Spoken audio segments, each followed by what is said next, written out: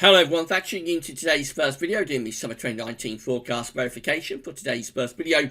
So we released a GWV Summer forecast at the end of May, and of course we've come to the end of the summer now. We are into the beginning of the autumn, and when we release these forecasts we don't change them as we go along. They're not sort of rolling forecasts that we update as we go along, so we just put them out there, and then that is pretty much it until the end of the season. And then at the end of the season we like to go back and verify the forecast, see how we did, see if it was okay, and if it went wrong, perhaps see some of the reasons for why it went wrong.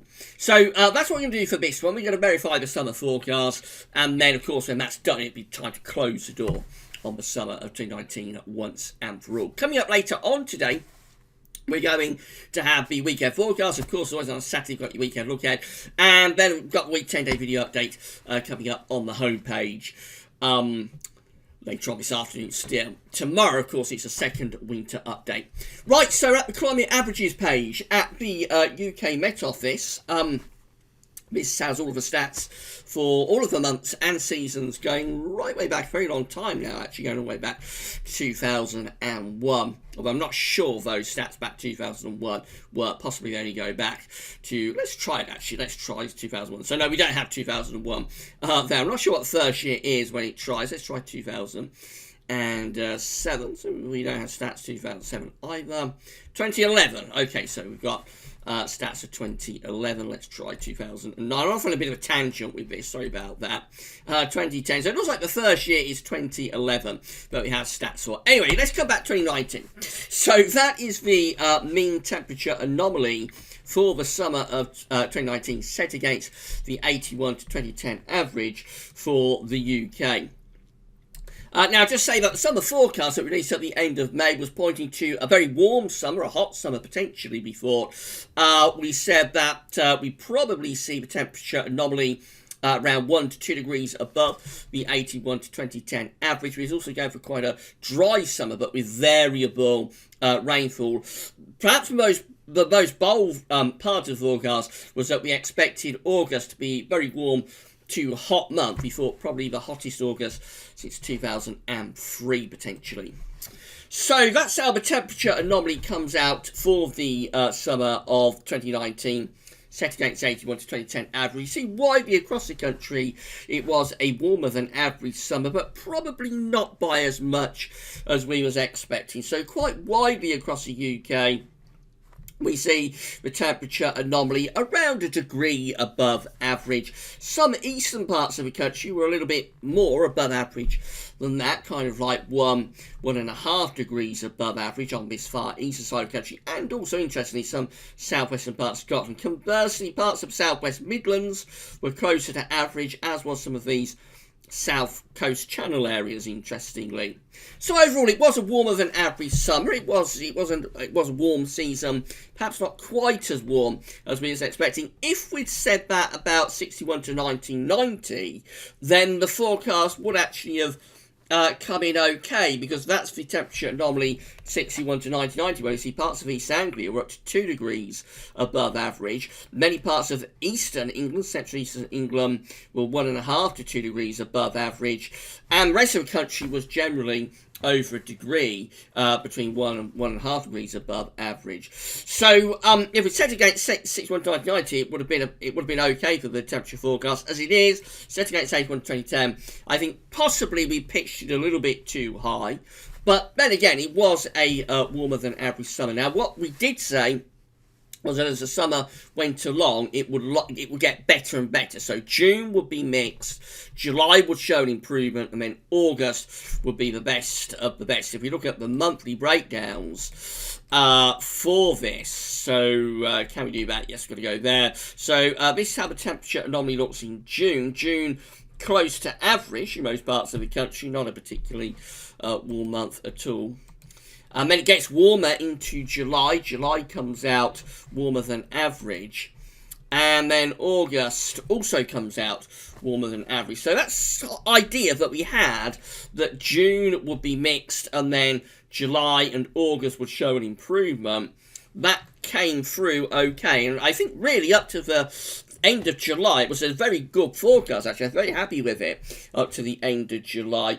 The way that we had that mixed, rather cool, and I'll come to precipitation in a moment, rather cool and wet June, then a big improvement, something much warmer and drier in July, encompassing that very, very hot final week of July, of course. But we didn't carry that through to August. August did what it often does these days, and it showed a deterioration. This is how the temperature anomaly looks. And this is where the forecast really goes wrong, I think, because it was actually a significantly wetter than average summer through most parts of the country. Set against 81 to 2010 averages, we can see that from sort of Wales and the Midlands northwards, we're talking about rainfall anomalies there of at least 130 to 150% of average. Some places actually going over 170% of average. So it was a very wet summer through most central and northern parts of the country. It was a drier summer in the southeast. So East Anglia, as often happens with our summers, the southeast corner was dry. East Anglia, many parts of it were actually a little bit drier than average. Some parts of southern England a little bit drier than average. But Wales, the Midlands, Northern England, Northern Ireland, Scotland, all of those areas came out with a wetter than average summer. And overall, for the UK rainfall anomaly, it would have been significantly wetter than average summer. This is how it looks on a month-by-month basis. So looking at July, we see that July is a very wet month for England and Wales, much closer to average for Scotland. So quite an unusual month in June. It was close to average in Scotland, but very wet across parts of England and Wales. Precipitation in June. That's July, and generally it does turn a bit drier in July, so there is that thing playing out that we expected within the summer forecast, but June would be quite a cool, wet month. July then would show an improvement, and particularly for southern, western parts of the country, it was a significantly drier than average July. Wales, very dry, much of southwestern England, very dry in July, and some parts of southeast England too, quite dry, but up to the North Midlands into northwest England, then up to Scotland, generally it was rather a mixed month in July. And then finally, August plays out like this. So we see that it's a very wet month in August in the north, drier in the south and the southeast. So actually for Scotland, what happened with this summer, very strange summer in a lot of ways. What happened for Scotland with this summer is that it started off in June not particularly wet, not particularly unsettled, but then it got wetter as the summer went along. Whereas down in the south, it actually started off with a very wet June, and then it got drier as the summer went along. So that's quite a strange thing that's going on there. Temperature-wise, I'm happier with the forecast. I think we got the broad thrust of it right. At least we said it was going to be a warmer than average summer, and we didn't come away with a colder than average summer. So we got the broad direction of travel right. Definitely, we got that improvement to hotter conditions in July compared to June. Where it went wrong really was in August. We didn't carry the warming trend of July on into August, although it's a close run thing because the first week of August was quite warm, the last week of August was quite warm. So middle 2 weeks in the middle of a month where it all went a little bit wrong. So overall, I think this forecast is a mixed bag. I wouldn't say it's a total write-off of the forecast. Clearly, the summer wasn't as good as we said it probably would be if the forecast was correct. We came close to having another very hot summer, I think, but it just wasn't quite right. There's too much northern blocking.